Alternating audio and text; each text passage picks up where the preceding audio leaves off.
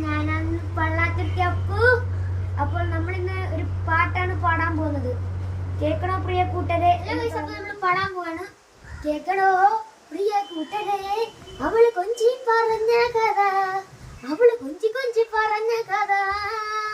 തുഞ്ചൻ പറമ്പിൽ നിന്നും ഒരു പഞ്ചവർണ്ണ കിളി പറന്നേ, തുഞ്ചൻ പറമ്പിൽ നിന്നും ഒരു പഞ്ചവർണ്ണ കിളി പറന്നേ. കേൾക്കണോ പ്രിയ കൂട്ടരെ?